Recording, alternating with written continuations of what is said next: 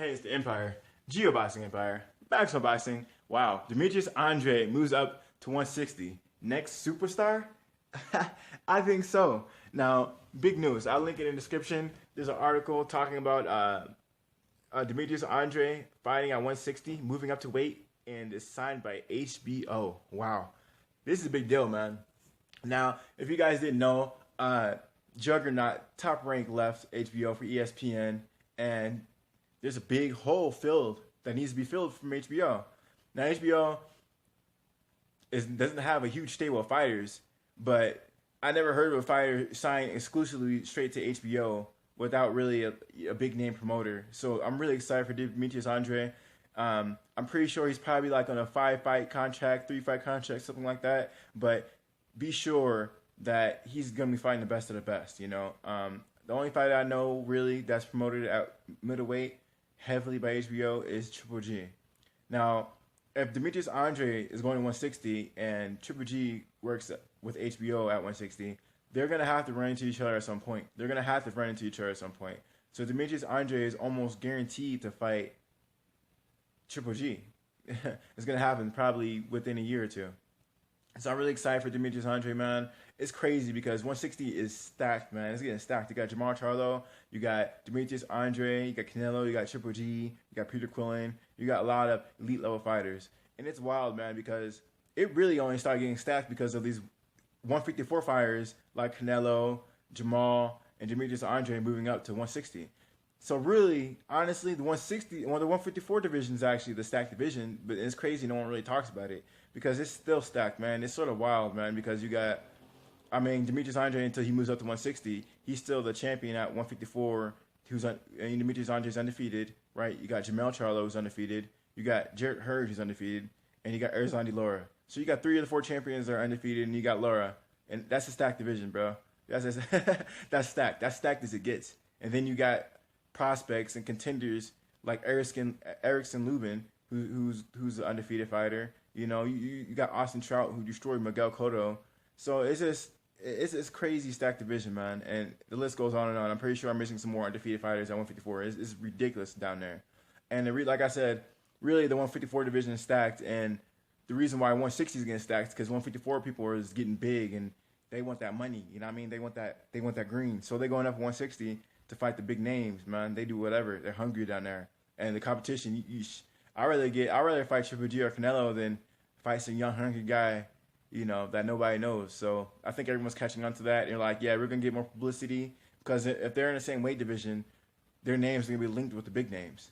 They're in the same division, you know. If they're in a division below, no one's going to really talk about it, you know, except if you're trolling them. Like, oh, they can't be Triple G, though. You know, no one really does that, you know. But if they're in the same division, they're going to be really talking about it, and they're really going to take it seriously.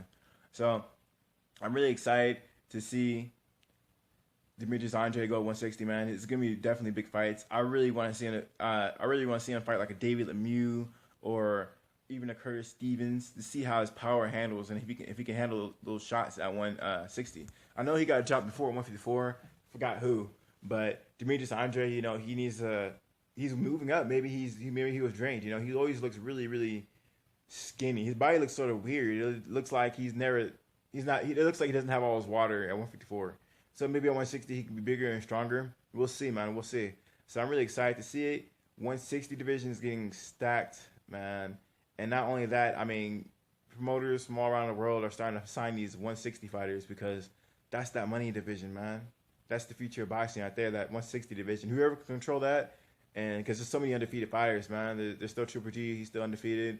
Jamal Charlo, Demetrius Andrade.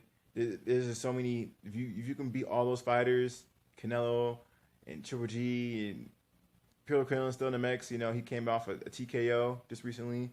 So, you know, it's just so many fighters. If someone could beat all that, they definitely be talked about as one of the best in the era of 160. So let me know how you guys feel about it, man. You think Demetrius Andrade, you think that was a smart move to stay at 160 or to go up to 160, or you think that was a bad move to stay down to go 160? I think it's a great move, man. I think there's a lot of fights at 154 that could have been made.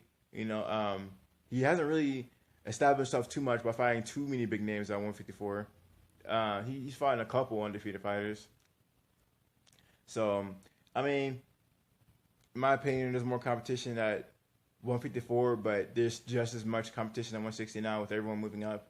So I mean, it's give or take. So and yeah, this is crazy though because everyone at 160 is a power puncher. You know, everyone's known for power. You know, the knockout ratio is above 80%. Most fighters, they're elite. You know, Peter Quillen, you know, he lost his knockout ratio is extremely high. So is Daniel Jacobs. So is Triple G, and David Lemieux, the people who are native to 160 or have been there for a long time, at least a couple years. So that's just a very dangerous division.